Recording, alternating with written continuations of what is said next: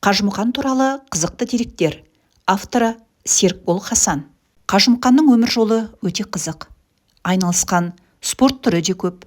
Мәселен, Жапонияда джиу-джитсу бойынша белдессе, Лурих, Аберг, подобный секілді даңқты балуандармен французша күрес бойынша күрескен. Одан бөлек, еркін күреспен де айналысып, әлемді аралаған. Қажымұқанның ел жақсы білетін тағы бір өнері ауыр заттарды көтеріп, көшпелі цирк көрсету еді. Ол цирк өнерімен қартайған шағында да айналысты. Қажымұқан Мұңайтпасұлы өз заманының жарық жұлдызы болды. Балуан 54 мемлекетте өткен чемпионатқа қатысып, 48 медаль олжалады.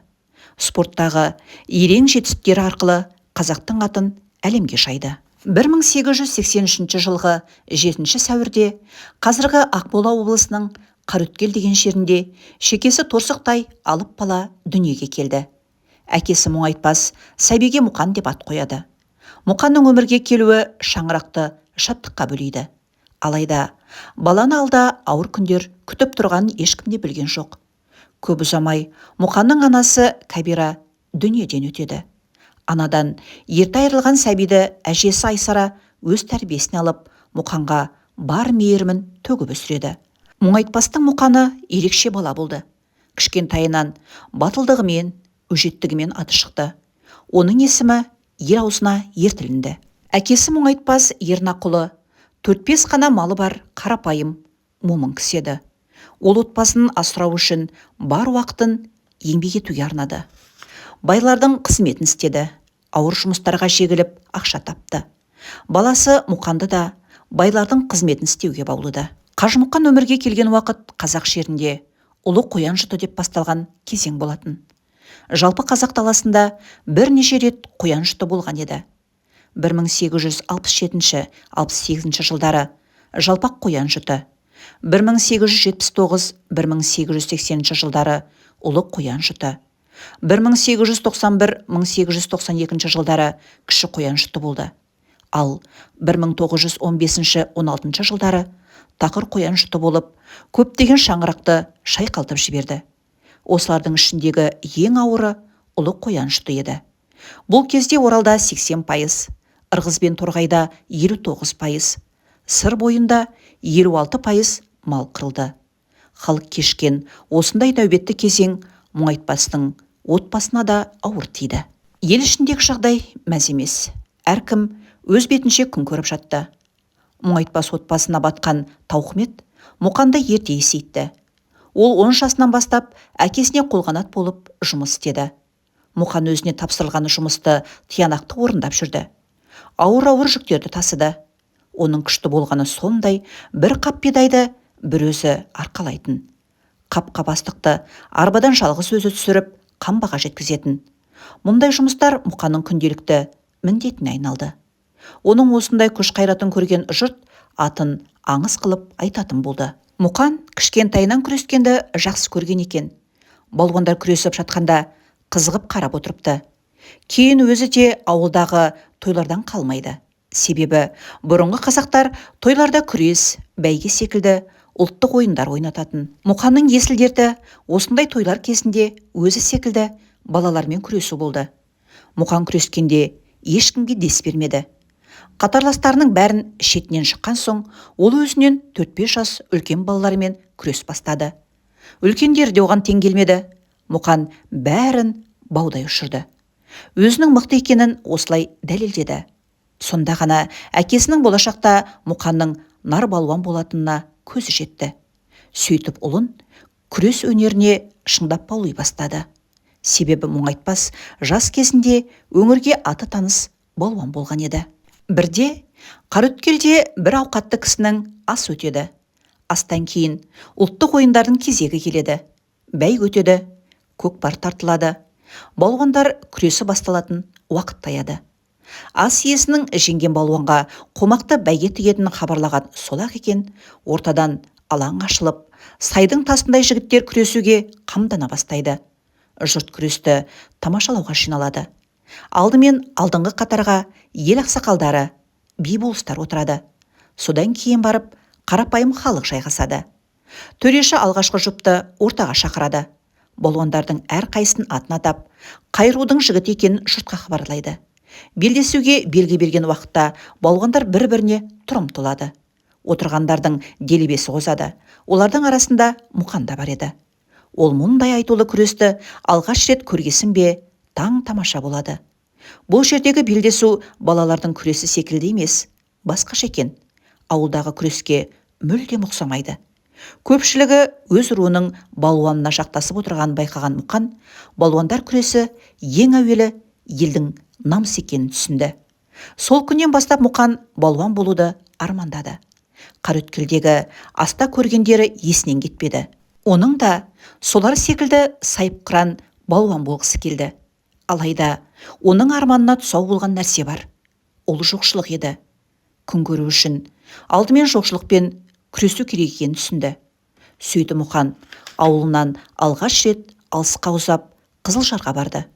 Ол жақта бала күшімен Әрлем Масликов деген көпестің көзіне түсіп қызметші болып шалданды. Масликов Мұқанға қос атты шана беріп, оған шөп, отын тасуды жүктейді. 1899 жылғы ақпан айы болатын. Қызылжар өңірі бұрынғыдан бетер суытты. Ұйтқып соққан боран бет қаратпайды.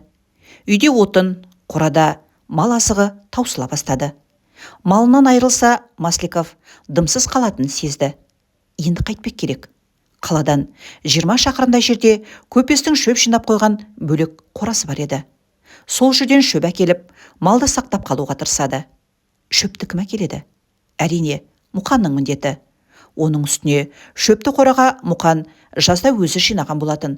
Мұқан, бізді өлтірмейін десең, қораға барып шөп алып кел, дейді Масликов. Дала болса долданып тұр. Мұндайда шөп жеткізбек түгіл жаяу жүрудің өзі қауіпті. Алайда Мұқан амалсыз келісті. Айтқанын орындамаса, жұмыссыз қалады. Жұмыссыз қалса, арманына балта шабылады. Құп тәуекел, деп Мұқан жолға шықты. Ұйтқып соққан боранда қораға барып, шөпті шанаға басып тиеді. Шөп тиелген шананы аттарға жегеді. Басында тәуір жүріп келе жатқан еді, боран бет қаратпағасын ба, шананы сүйреп келе жатқан аттар әбден болдырды. Аздан соң тіпті аяғын баса алмай қалды. Жолдың жеткізер түрі көрінбейді. Аттардың түрі анау. Ал шөпті қалайда жеткізу керек? Мұқанның әбден басы қатып, енді шөп тиелген шананы өзі сүйреуге бел буды. Аттарды кезекпен көтеріп алды да шөптің үстіне лақтырып жіберді. Азынаған боранға қарсы жүріп отырып, шөп тиелген шананы да, аттарды да аман есен жеткізді. Масликов малының аман қалғанына мәз болды. Мұқанның осы ерлігі төңірекке түгел тарап кетті. Мұқан байларға жалданып жүріп, жағдайын түсеп алды. Енді оның аңдығаны ас пен тойлар болды. Астарда, тойларда өткізілетін күрестерге қатысып бағын сынады. Талай балуанның тауын шақты, жауырынын жер ескетті. Өзі тұратын Сартерек болысында, ол уақытта Қараөткел осы болысқа қарады. Мұқанға тең келер балуан болмайды. Күн сайын атақ абыройы асқақтай береді. Алайда Мұқан бұл жеңістеріне қанағаттанбады. Омбы циркінің іргетасы 1899 жылы қаланады. Алғашқы кезде цирк қойылымдары қаланың Партизан көшесіндегі ағаш ғимаратта көрсетіліп келді. Кейін мұнда Сичкаров деген көпестің цирк театры жұмыс істеді. Гимнастар, балуандар, сайқымазақтар өнер көрсетеді. Бертін келе мұнда цирк қойылымдары ғана емес, Долин театр труппасының спектакльдері де қойылады.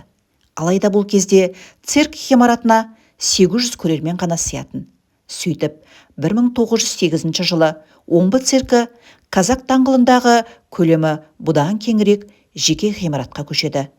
Басқа орыс балуандары секілді Мұқанның да алғашқы белдесуі осы Омбы циркінде өткен еді.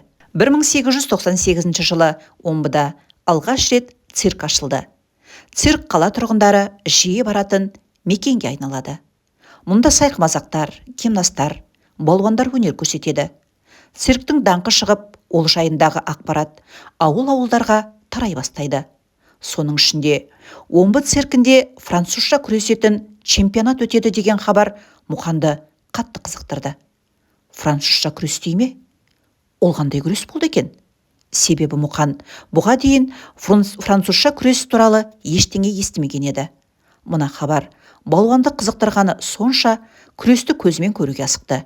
Сөйтіп, бар шаруасын ысырып қойып, ойланбастан омбыға тартып отырды. Мұқан ұзақ жол жүріп 1901 жылы омбыға жетеді. Ол қалаға келген кезде цирк қойылымдары басталып кеткен екен. Билеттің бәрі сатылған. Цирк ішінде ине шаншар жер жоқ. Іштегілердің дабырлаған дыбысы сыртқа естіліп тұрды. Цирктің айналасы толған адам. Бәрі де ішке кіре алмай тұр.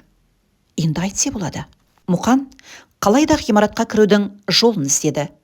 Цирк есігіндегі кезекшіге жақындап, одан балуандар кіретін есікті сұрады. Өзінің қазақ балуаны екенін, французша күресті көруге алыстан келгенін айтты. Бірақ кезекші Мұқанды тыңдағысы келмейді. Мұны адам құрлы көрмейді. Оны күштеп, сыртқа шығармақшы болып, кеудесінен итереді. Мұқан мұндай қорлыққа шыдай алмай, кезекшіні қаңбақтай ұшырды. Осы кезде омбы циркінің басшысы Злобиннің өзі сыртқа шығады. Бұл не шу? Бұл не айғай? Мұқан жағдайды оған да бастан аяқ баяндайды. Жерде допша домалап жатқан кезекшіні көрген ол, Мұқанның ішке кіруіне рұқсат береді. Осылайша Мұқан алғаш рет цирк табалдырығын аттайды. Мұқан омбы циркінің қойылымдарын армансыз тамашалады. Риза болып таңдай қақты.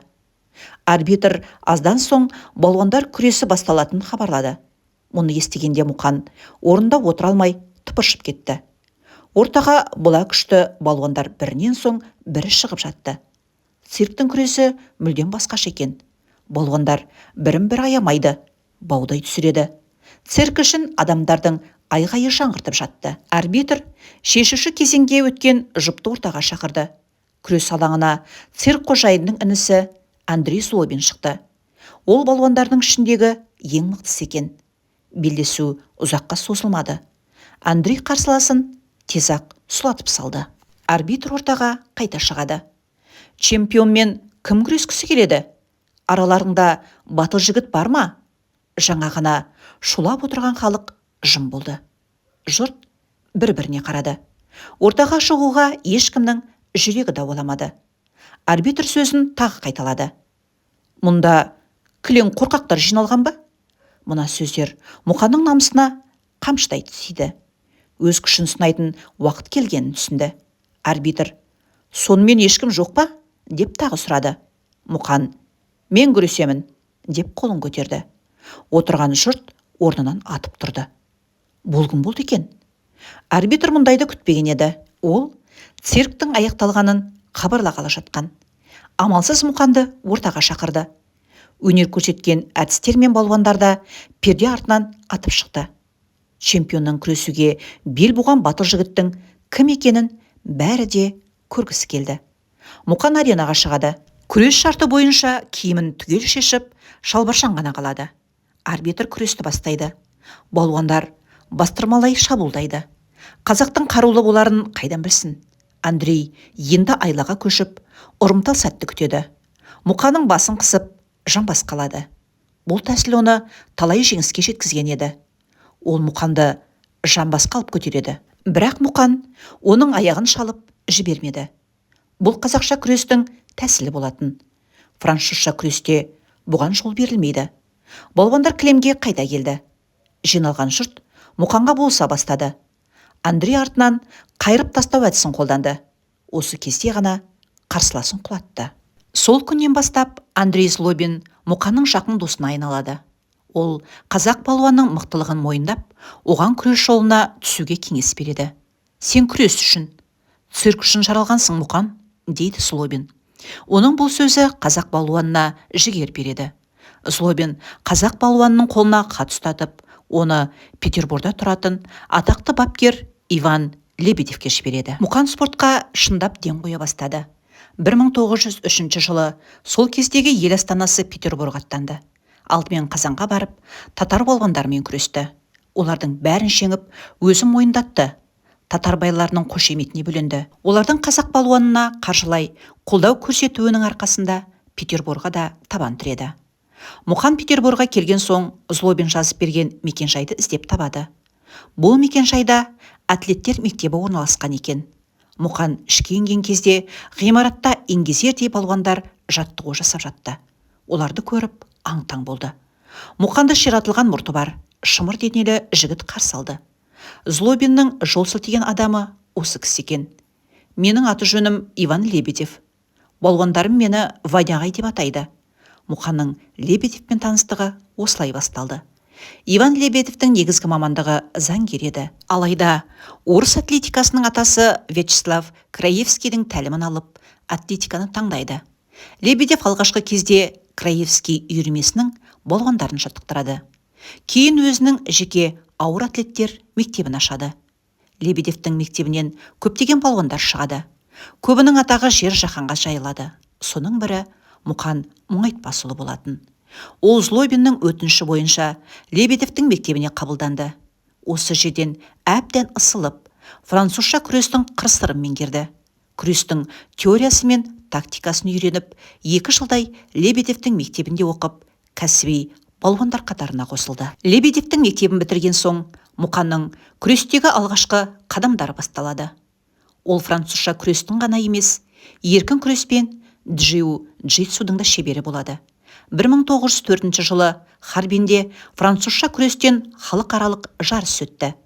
Кілең мықтылар қатысқан жарыста Иван Поддубный, Қажымұқан Мұңайтпасұлы және жапон балуаны Саракики Жиндорфу ешкімге есебемеді. Үшеуі шешуші кезеңге жетті. Осы кезде бас төреші ортаға шығып, сіздер французша күрестен жеңімпаз атандыңыздар. Енді жапондық джиу-джитсу бойынша белдесулеріңіз қажет. Джиу-джитсудан жеңген адам ғана жеңімпаз болады, деп хабарлады. Жапондардың өз ойлағаны бар еді. Олар жеңімпаздың жапон жерінен шыққанын қалады.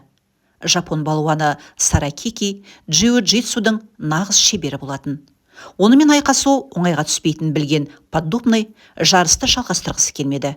Сөйтіп, финалға қатысудан бас тартты. Ал Қажымұқан қайтер екен? Ол алға шықты да финалда белдесетінін хабарлады. Отырған жұрт шу ете қалды. Поддубный Қажымұқанды тоқтатпақ болды. Асығыстық жасама, нақақ өлесің, деп ақылға шақырғысы келді. Алайда Қажымұқан намысты қолдан бермеймін, деп қайратына мінді. Ұзамай жекпе-жек басталып кетті. Кілемге қазақ балуаны Қажымұқан мен жапон балуаны Саракики шақырылды. Жапон балуаны жеңіске жететініне әбден сенімдеді. Өйткені жарыс өз топырағында өтіп жатыр емес пе? Ол кілемде әрлі-берлі ойнақтап, оңтайлы сәтте қазақ балуанына мысық шатылды. Қажымұқанда есе жібермеуге тырысты. Ұрымтал сәтті күтті. Саракики саса бастады. Қажымұқанның күткені де осы еді. Жапон балуанның қапсыра құшақтап алды да кілемге атып ұрды. Саракикидің дымы шықпай қалды. Қажымұқан, Қажымұқан деген жан күйерлердің дауысы аренаны жаңғыртып жіберді. Осылайша қазақ балуаны Токиодағы халықаралық жарыста үлкен жүлдемен қомақты қаржыны қанжығасына байлады. Жапондар Қажымұқанның кеудесіне елдің ең үлкен марапаттарының бірі Манчжурия орденін тағып, қазақ балуанына құрмет көрсетті. 1905 жылғы күз айында Петербурда тегеурінді цирк балуандарының жарысы өтті. Мұқан осы жарыста өзінің шеберлігін көрсетіп, күрес мамандарының назарына ілікті. Сөйтіп, 1906 жылы Мұқан Ресей балуандарымен бірге Германияның Гамбург қаласына барады. Балуандар ол жерде 3 айлық тәжірибеден өтіп, топтық жарыстар бойынша күш сынайды. Гамбургте Мұқан өзін шыңдай түсті. Күш қолдануды, күрестің басқа да элементтерін меңгерді. 1906 жылы Германия астанасы Берлинде Еуропа чемпионаты өтті. Чемпионатқа Ресей атынан Мұқан да қатысты. Балуандарды бірінен соң бірін жеңіп финалға жетті. Финалда неміс балуаны Кеннедимен белдесті. Жеңісті қолдан бермей, Мұқан оның жауырын жер иіскетіп, Еуропа чемпион атанды. Германиядан оралған Мұқан жеңісті жолын жалғауға талпынады. Күрес өз өмірінің мәніне айналып кеткенін аңғарған балуан бар күш-жігерін салды. Ресей қалалары мен Балтық жағалауы елдерінде өткен жарыстарға қатысып, елге белгілі балуандармен белдескен. Осылай, мол тәжірибе жинаған Мұқан халықаралық жарыстардан жүлде алуды көздейді. 1908 жылғы көктемде Киев қаласында, қазіргі Украина астанасы, халықаралық біріншілік өтті. Жарысқа Шульц, Циклоп, Эрлих, Кобинг, Майер, Поспешил, Манфред секілді сол кездің спорт саңлақтары да қатысты. Мұқан осы біріншіліктің жүлдегері атанды. Сөйтіп халықаралық чемпионаттарда бақ сынауға бел буды. Мұқаның даңқы асқақтап, оған жан-жақтан шақырту келе бастады.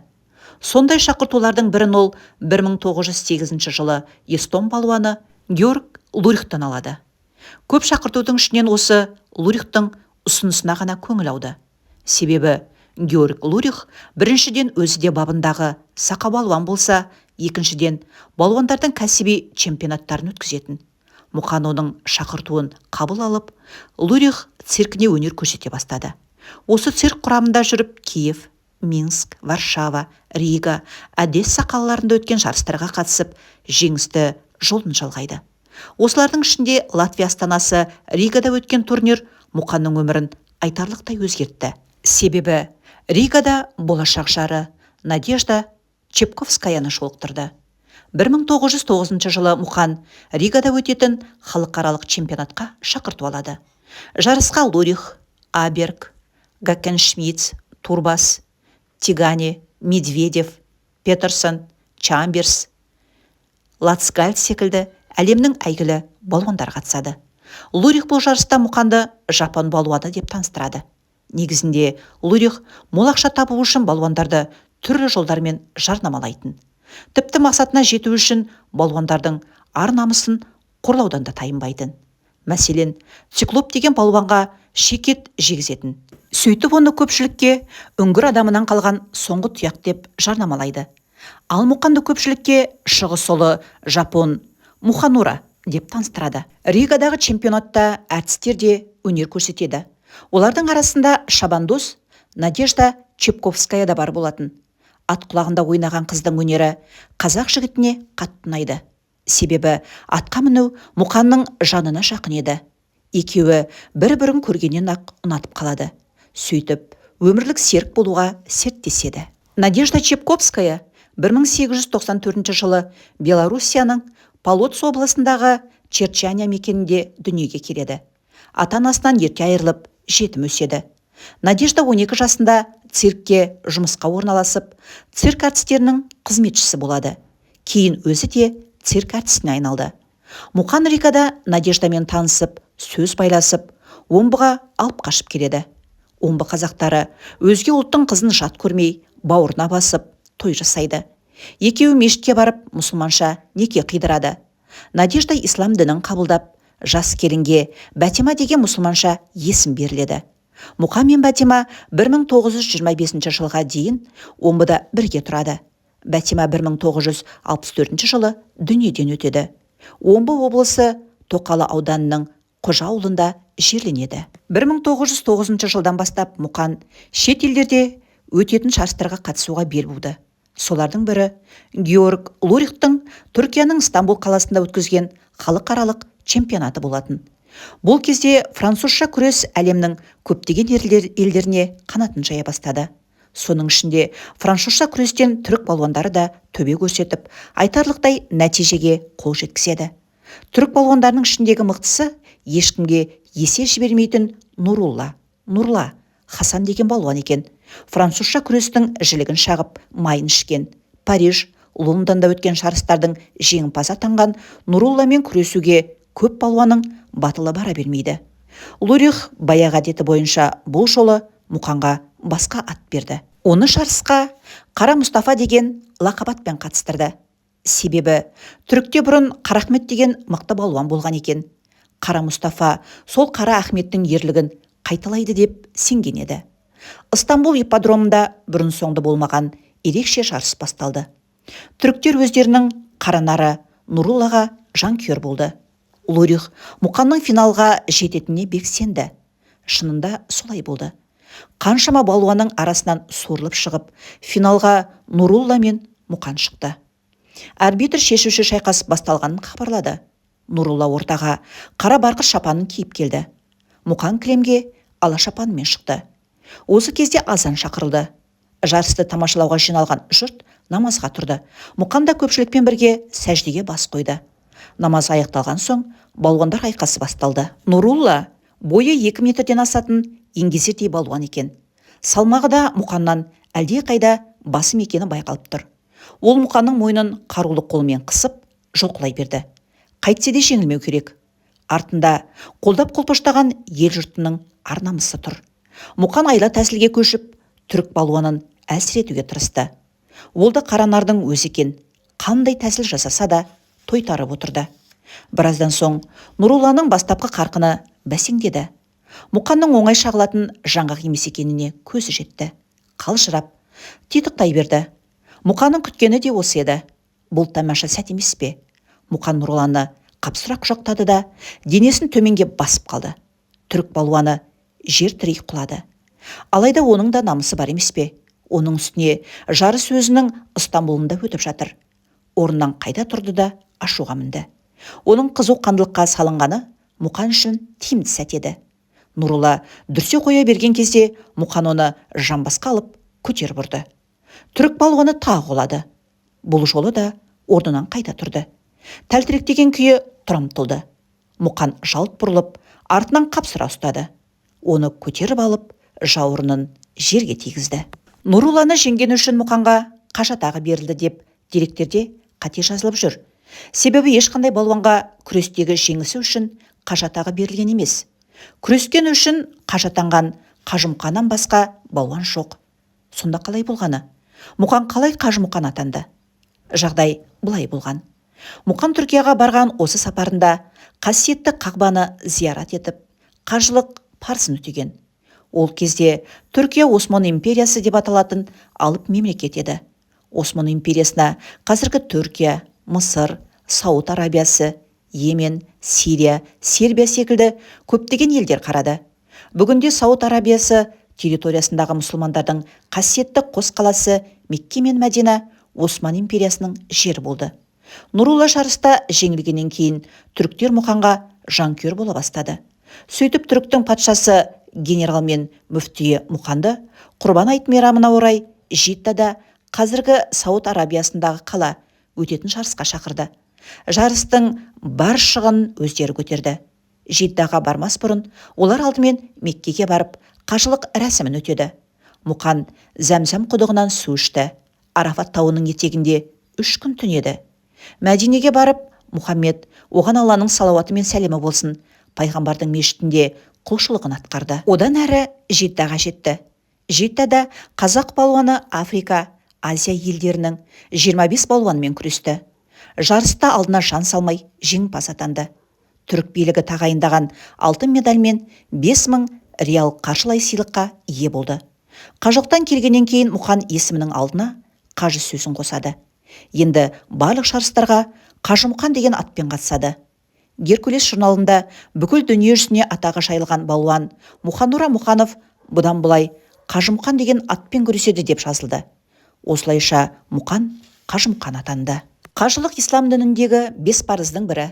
Исламда қажылыққа баруға мүмкіндігі бар мұсылманға қасиетті орынды зиярат ету парыз саналады. Қажылық Құрбан айт мерекесі қарсаңында Мекке қаласында белгілі бір уақытта Арафат тауында тұру, Қағбаны тауап етіп секілді амалдар арқылы орындалатын діни құлшылық. Хадистерде қабыл болған қажылықтың сыйы жәннат делінеді. Қазақтар арасынан Құнанбай Өскенбайұлы, Досжан Қашақұлы, Шәкәрім Құдайбердіұлы, Мәшһүр Жүсіп Көпейұлы, Ғұбайдолла Жәңгірұлы, Иса Шорманұлы, Ақыт Үлімшіұлы, Қажымұқан Мұңайтпасұлының Меккеге барып қажылық парыз өтеген айтылады. 1910 жылы Қажымұқанның оңтүстік Америка құрлығына табаны тиеді. Бұл бір ұзақ сапар еді. Осы сапарында Қажымұқан аласұрған мұхитты алғаш рет көрді. Алыстағы Америкаға балуандар алып кемемен барады. Балуан мұнда Аргентина астанасы Буэнос-Айрес қаласында өтетін Америкалық еркін күрес біріншілігіне қатысу үшін келеді. Негізінде бәріміз білетіндей, Қажымұқан французша күреспен шұғылданатын. Одан бөлек еркін күреспен және джиу-джитсумен де айналысқан болатын. Буэнос-Айресте өтетін біріншілік еркін күрес бойынша болады. Біріншілікке Ресейден 2 балуан шақырылады. Олар Қажымұқан Мұңайтпасұлы мен әлем чемпионы Иван Шемякин болатын. Еркін күрес біріншілігі де Қажымұқан үшін бұйым болмады. Ол Чемберс Ципс, Джо Мора секілді америкалық балуандарды баудай ұшырып, Америка чемпионы атанады. Сөйтіп үлкен алтын медальды кеудесіне тағып, елге жеңіспен оралады. Елге мол олжамен оралған Қажымұқанды одан да үлкен сый күтіп тұрған еді. Ол қандай сый дейсіз ба? Балуанның тұңғыш ұлы Халиолла өмірге келеді. Халиолламен бірге Мұңайтпас әулетінің шаңырағына шаттық ұялады. Америкадан оралған Қажымұқан Ресей қалаларында өткен күрес ареналарында бақ сынайды. Сондай үлкен бәсекелердің бірі 1911 жылы Мәскеуде өткен болатын. Бұл жолғы халықаралық чемпионаттың бәсі де жоғары болады. Олай дейтініміз жарысқа неміс балуаны Лурих, голландиялық чемпион Ван Риль, атақты циклоп, америкалық Бамбуланың қатысатыны хабарланады. Қажымұқанды осындай қарулы қарсыластар күтіп тұрды. Бірақ балуан бұған қобалжыған да жоқ. Бірден күрес алаңына шыға келді. Алғашқы белдесулерін қазақ балуаны зор қарқынмен бастады. Алдымен неміс чемпионы Шнейдер Миллерді жер жастандырады. Одан кейін одессалық балуан Разумовтан айласын асырады. Сосын грузин алыбы Старашвилиді алып шығады. Белдесу қыза берді. Қызған сайын Қажымұқанда қайратына бінеді. Бұдан кейін Йогонсен мен Вентердің жауырыны шеріс кетеді. Ширек финалда Қажымұқанның циклоппен белдесетінін хабарланды. Алайда бұл белдесу 20 минутта тамамдалды. Екі балуанда тең түсті. Енді Қажымұқан Лурихпен кездеседі. Лурих ғажайып акробат болатын. Қажымұқан онымен күресу оңайға соқпайтын сезеді. Сонда да сыр білдірмей, күреске тас түйін дайын болады. Екеуінің айқасы ұзаққа созылады. Екеуі де беріспейді. Соңында төреші қос балуанның тең түскенін хабарлайды. Лурих қанша тырысса да Қажымұқаннан айласын асыра алмады. Негіз ол Қажымұқанды тез жығыла салады деп күткен. Бірақ олай болмай шықты. Қазақ балуаны берілмеді. Сол үшін біразға дейін Қажымұқанға тісін қайрап жүрді. Ол кекшіл адам еді. Қалайда өшін алуды ойластырады. Петерборда өткен тағы бір чемпионатта Лурих кек алады. Негізі бұл жарыста Қажымұқан жеңіп келе жатқан еді. Алайда рұқсат етілмеген әдіс қолданды деп Лурих оны жарыстан шеттетеді. Бірақ бұдан Қажымұқанның абыройы кеміп қалған жоқ. Керісінше, әр жарысқа қатысқан сайын атағы аспандай берді. Ол кезде Жапон балуаны Мұханураны көруге асқан жұртта есеп болмайтын. 1912 жылғы жазда Нижний Новгородтағы Сурт циркінде Ресейдің ең мықты балуанын анықтауға арналған бүкіл ресейлік чемпионат өтеді. Додаға қатысуға Қажымұқанмен бірге достары Мартынов, Сандаров, Корин секілді спорт саңлақтары да дайындалады. Жарыста қазақ балуаны мықтылардың шауырынын жерес кетеді. Финалға жетіп, Нижний Новгородтың тумасы Турбаспен белдеседі. Турбас цирк әртісі болатын. Шапшаң қимылдап, шебер қорғана білетін. Оның кілемде ойнақшы бергені Қажымұқанның шамына тиеді. Турбастың әрекетіне ыза болғаны сонша Қажымұқан ақылын ашуына жеңдіріп алады. Соның салдарынан Турбас үлкен алтын медальді иеленеді. Қажымұқанға кіші алтын медаль бұйырады. Осы жылы Қажымұқанды Варшавада өткен халықаралық жарысқа қатысуға шақырады. Чемпионатқа Қажымұқанмен бірге неміс балуандары Шульц пен Поль Абс, Ресей чемпионы Иван Яго қатысады. Жарыс қорытындысы бойынша үлкен алтын медаль неміс балуаны Шульцке беріледі. Кіші алтын медаль Қажымұқанның кеудесіне тағылады. Бұрын есімі белгісіз болып келген Лаубе деген балуан күміс, Поль Абс қола медальді олжалайды. 1913 жылы Мәскеуде французша күрес саңлақтары қатысқан тағы бір сайыс өтеді. Жарыста әлем чемпионы Поддубный, америкалық балуан Ципс, француз чемпионы Сабате, эстон балуаны Аберг, румын балуаны Чернояну секілді мықтылар бақ сынайды. Бұл жарысқа Қажымұқан Ямагата Мұханура деген атпен қатысады. Қазақ балуаны Сабатемен, Черноянумен белдесіп, жеңіске жетеді. Енді Қажымұқан Абергпен күреседі. Абергті айлалы, қарулы балуан болатын. Екеуі де шабуылды сақтықпен бастады. Қажымұқан Абергті көтеріп алып, кеудесінен асыра лақтырды. Қазақ балуаны бұрын мұндай тәсілді қолданбайтын. Аберг аяғын әзер жинайды. Артынша Қажымұқан оны партерге түсіреді. Жамбастан асыра ұрып, жауырынын жерге тигізеді. Бұрынғы жарыстарда Аберг екеуі тең түсетін еді. Енді міне, Абергтен айласын асырып отыр. Қажымұқан жеңіске балаша қуанады.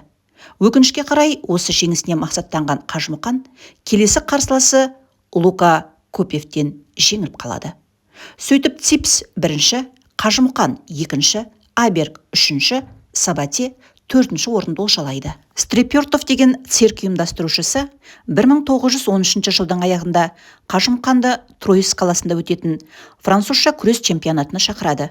Троицк қазақ балуанның жанына жақын еді. Сондықтан ойланбастан шақыртуды қабылдайды. Чемпионатқа сайдың тасындай іріктелген 19 балуан қатысады. Бұл чемпионатта Қажымұқанның қолдаушылары көп болды. Сайысты көруге татарлар мен қазақтар келді. Олардың арасында Айқап журналының шығарушы редакторы Мұхамеджан Сералин және журналдың тілшілері Жиханша Сидалин мен Сұлтанмахмұт Торайғыров бар еді. Троицк жерінде өткен додада Қажымұқан арыстан шайқасады. Бұл күші бойынан тасыған 18 палуанды баудай ұшырады.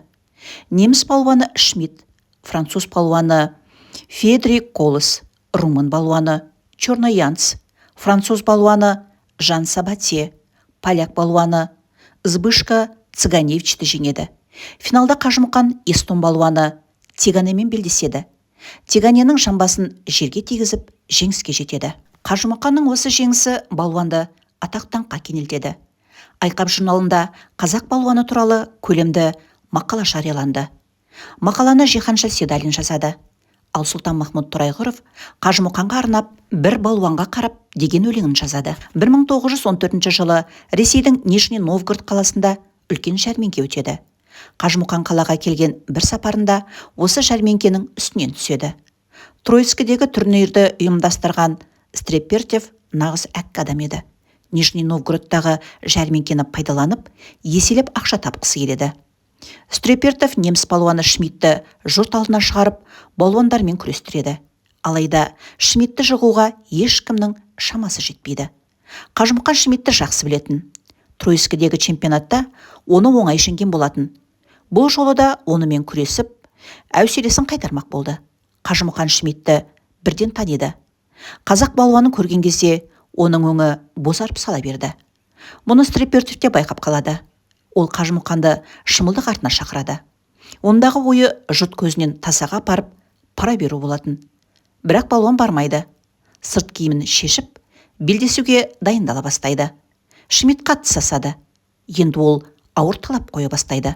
Мен Қажымұқанмен бәйге тігіп күресемін. Міне, 100 сом тіктім. Айналадағылар естісін дегендей желпіне сөйлейді. Ол кезде бір жылқының құны 3 сом еді. Оның сұрап отырғаны 33 жылқының құны. Ондай ақша Қажымұқанда қайдан болсын? Қажымұқан өзіне кепіл болатын адам істеді. Ортаға шығып, маған ақшалай жәрдем беріңдер. Мұна немістің сазайын тартқызайын. Күрес біткен бойда 100 сомды қайтарамын, дейді балуан. Сол кезде көп ішінен Европаша киінген, басында қара тақиясы бар 2 қазақ жігіті шығады. Олар Стрепертовтың қолына 100 сомды санап береді. Енді бұл тараудың жолы қалмайды. Арбитр екеуін кілемге шығарады.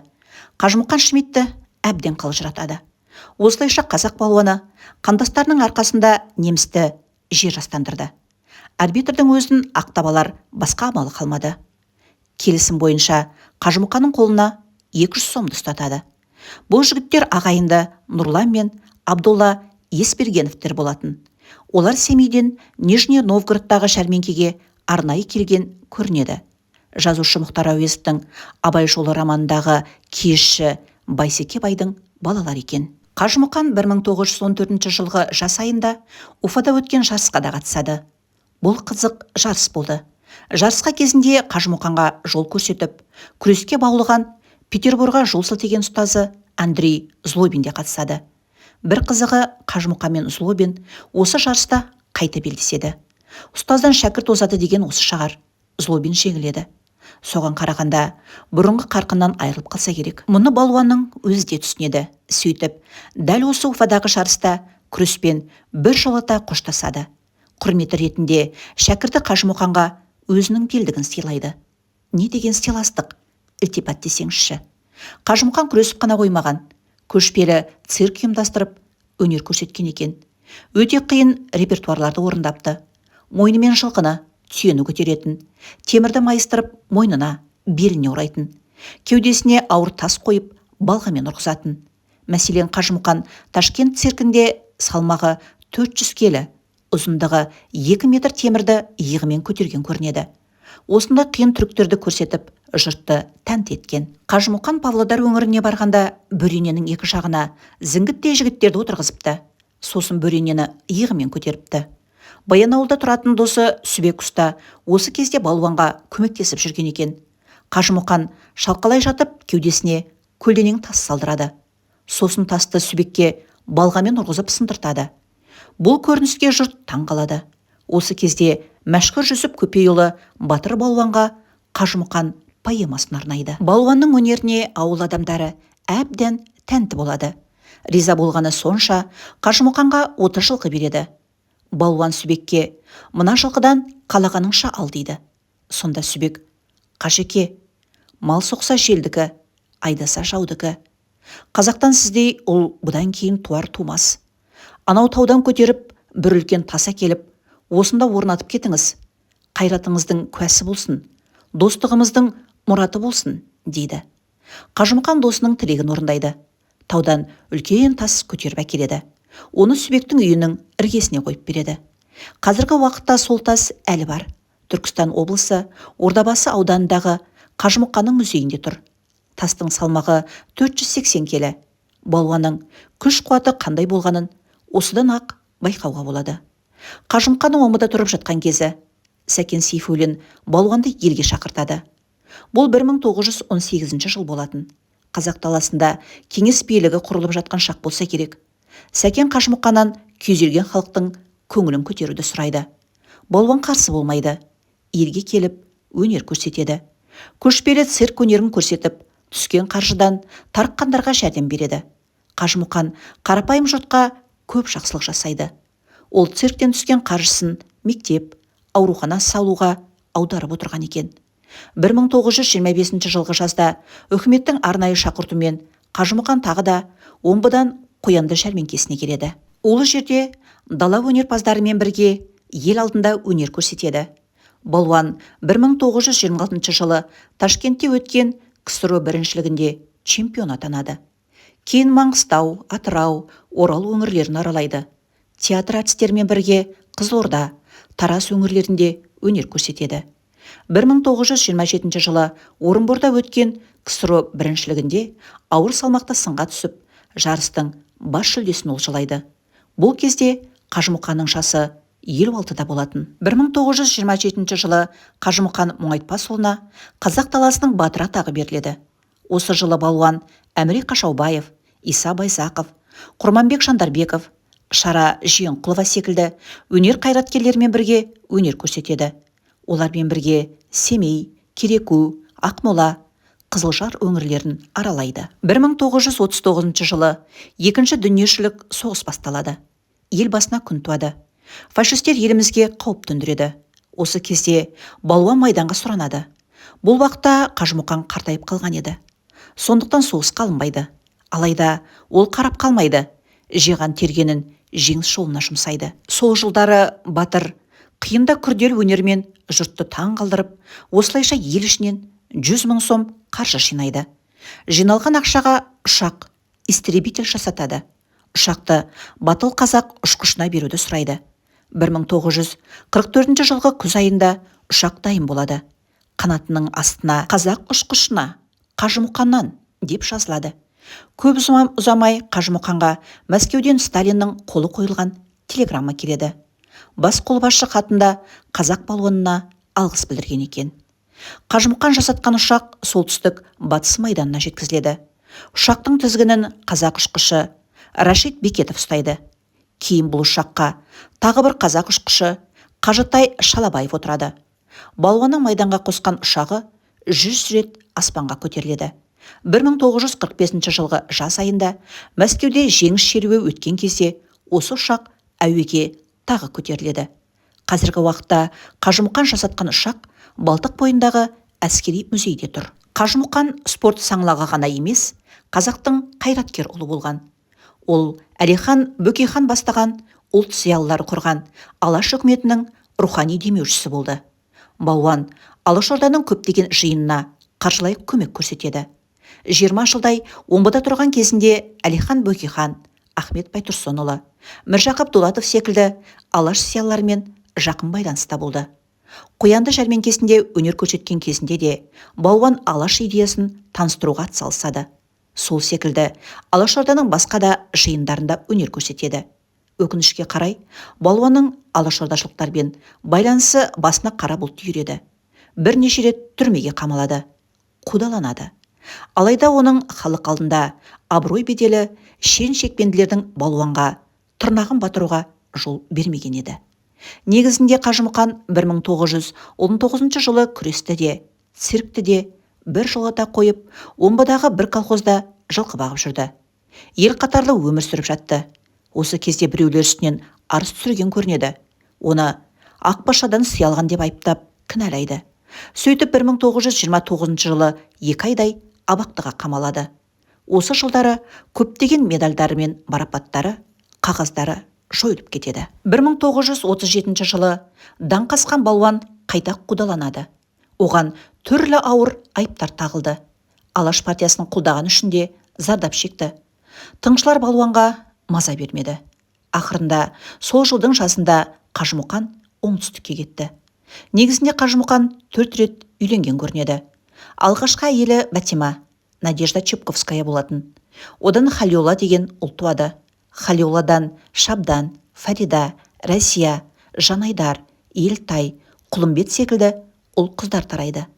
Одан кейінгі әйелі Ырысты. Одан Құлымбет деген ұл туады. Құлымбеттен Сафия, Әсия, Рәшида деген қыздар тарайды. Балуанның Бәтима мен Ырыстыдан тараған ұрпақтары бүгінде Омбы, Қызылжар, Көкшетау өңірлерінде тұрады. Қажымұқан Омбыдан кетіп, оңтүстікке келгеннен кейін тағы да үйленеді. Үшінші жарының есімі Мінайым болатын. Мінайым балуанның дүние салған немере ағасының шесірі еді. 1940 жылы одан Айдархан атты перзент дүниеге келеді. 1947 жылы балуан 4-ші әйелі Бибіжанға үйленеді. 1948 жылы Бибіжан Қажымұқанның кенже баласы Жанәбілді өмірге келеді. Қажымұқан өмірінің соңғы жылдарында үкіметке хат жазып, өзіне тиісті зейнетақы тағайындауын сұрайды. Хаты қолдау тауып, 1945 жылғы жаздан бастап Қажымұқанға ай сайын 500 сом көлемінде зейнетақы тағайындалады. Министрлер кабинетінің тапсырмасы бойынша Темірлан ауылынан балуанға баспана тұрғызылады. Қажымұқан 1946 жылғы жаз айында осы үйге көшіп келеді. Сөйтіп өмірінің соңғы жылдарын Арыс өзенінің жағасында өткізеді. Ағайының туғанның ортасында болады. Қазақ дәстүрімен бірнеше әйел алып, олардан көптеген ұрпақ сүйеді. Мемлекеттің қамқорлығында көреді. 1945 жылғы күз айында құрмет белгісі орденіне ие болады. Даңқты балуан 1948 жылғы 12 тамызда қазіргі Түркістан облысының Темірлан ауылында дүниеден өтеді. Атақты балуан өмірінің 30 жылын күреске арнады. Талай буынды спортқа баулып, жас ұрпаққа үлгі өнеге болды. Қажымұқан Мұңайтпасұлы күрестің бірнеше түрі бойынша әлем чемпионы атанды. Жер шарын аралап, 54 мемлекетте өткен чемпионатқа қатысты. Қазақ балуаны сол жарыстарда 48 медаль олжалады. Бүгінде көк кілемде белдесіп жатқан балуандарымызды көргенде бірден көз алдымызға Қажымұқан Мұңайтпасұлы келеді. Даңқ асқан балуан жас спортшыларға жігер беріп, намысын қамшылап тұрғанда елестейді.